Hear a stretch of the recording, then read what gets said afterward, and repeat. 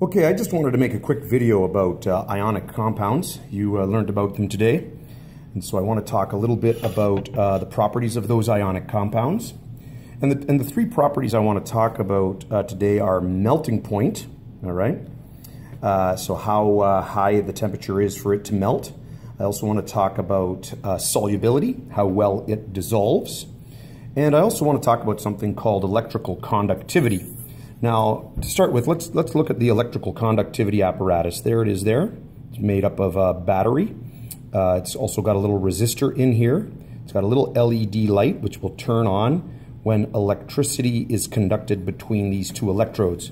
So if I bring the two electrodes together here like this, I touch them together, we can see here as I touch them together that LED light turns on.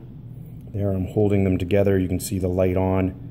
All right, so when we have a conductive substance like this, right, like this scupula, and I touch it across there, there we go. See there at the bottom of the screen, I'm touching it to the scupula, and that LED light turns on. So that's how we can determine whether they're conductive or not. So let's start with some sodium chloride. There you can see there's sodium chloride. So it's ionic. It's got a metal ion and a non-metal ion, and that makes it an ionic compound. So here I've got my container of sodium chloride, and I'm going to put a little bit of that sodium chloride, all right, just on a watch glass. So we can have a look at it. So there's some sodium chloride on the watch glass. And if we take a look at that sodium chloride, it is a white, opaque, crystalline solid. And if I touch my conductivity apparatus to that solid, you'll notice that the light doesn't turn on, and therefore, as a solid, it is not conductive. All right? So let's take a look at how well it dissolves. Now, before we dissolve it, I've got to show you something here. All right? I have to be very careful on how I choose my water.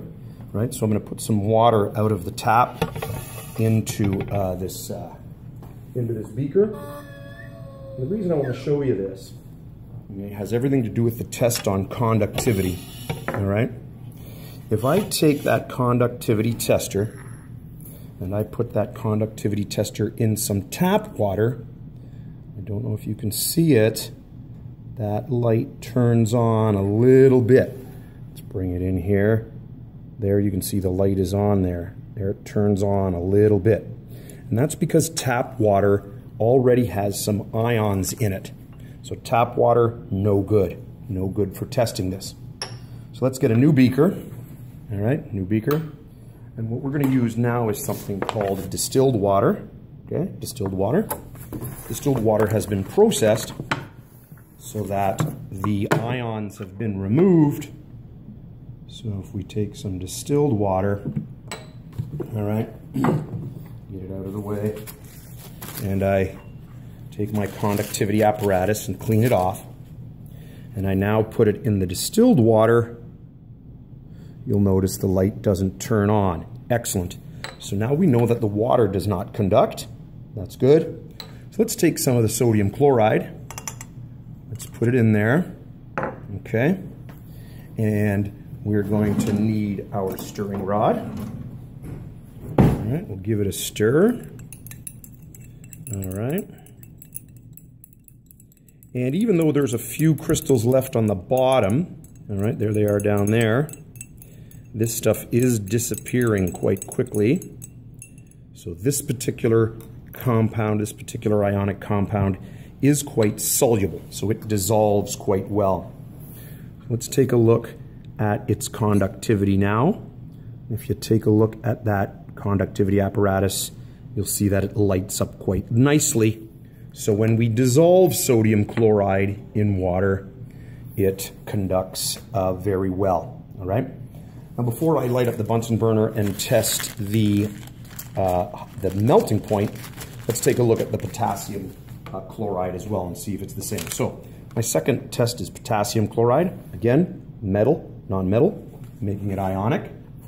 Again, I'm going to take a little bit of the potassium chloride And I'm going to put a little bit here on the watch glass so that we can see it. Again, we can see here that the substance is a white opaque solid, very similar to sodium chloride. And again, if I test the conductivity tester on the solid, you'll notice that light does not light up, doesn't light up at all. So again, as the solid, the substance does not conduct. Again, let's take a little bit of distilled water. Okay, distilled water, because again, we don't want any ions in the water. All right, distilled water. We'll test that distilled water, make sure it doesn't conduct. Again, the light doesn't turn on. All right, should test that every time because we could have a contaminant in the beaker, but that beaker seems pretty good. So let's take some of the powder, put it in there. Again, we'll take our stirring rod, clean it off thoroughly, and we will stir that up. Again, you can see there's a little bit of the powder left, but it is disappearing quite quickly. This is actually dissolving even faster than the sodium chloride. And again, if I were to test the conductivity with the conductivity tester, you can see there as I lower it in, the light turns on. So this is also conductive as a solution when dissolved in water. Excellent. Let's take a look now at the melting point a little bit. So I'm going to take a deflagrating spoon and I'm going to take some of the crystals of the sodium chloride, all right, and put it in the deflagrating spoon. I'm going to, now I'm in trouble because I got to light my Bunsen burner first. Let's light the Bunsen burner. We'll get that lit. Gas going. My matches are failing me. I want a super hot flame. All right. And we can see that nice hot flame. Okay, lots of things in the background, so hard to see. Now we can see it a little bit. There we go. And again, I'm going to take some of that powder, sodium chloride, put it in the deflagrating spoon. I'm going to hold it there for a while until that deflagrating spoon gets nice and red hot. We can see some of the sodium atoms vaporizing, a little bit of vaporizing happening. That's why we get that flame to be a little yellow. Remember, the flame color for sodium is yellow. And the deflagrating spoon's getting nice and hot at this point. It's glowing red, lots of yellow coming out of it. Let's take a look to see if it's melted. And as we take a look inside there, still very much solid, okay? So the Bunsen burner is not hot enough to melt this ionic compound. This means that the melting point is super high, all right? Super high. I'm gonna get rid of that deflagrating spoon, put it off to the side, okay? I'm going to grab a second one. Nope, can't find a second one. So let's get rid of that powder.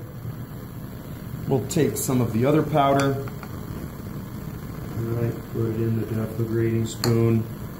Again, there's my next powder, potassium chloride. Again, in the Bunsen burner, super hot.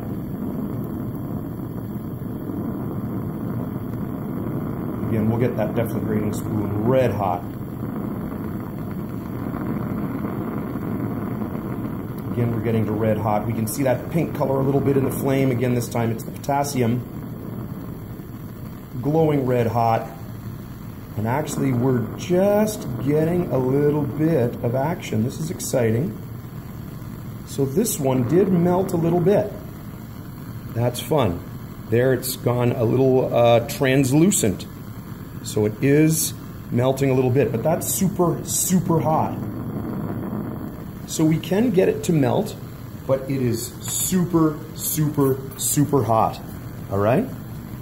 So what did we learn here? We learned here that in the solid state, ionic compounds do not conduct electricity. when dissolved, and they both dissolve quite easily, so they dissolve quite nicely. When they dissolve, they do conduct electricity, all right? And their melting points are super high. I wonder if an ionic compound would conduct electricity when it was melted. I would need a super hot Bunsen burner to check that out. I might see if I can find one of those. All right, thank you very much.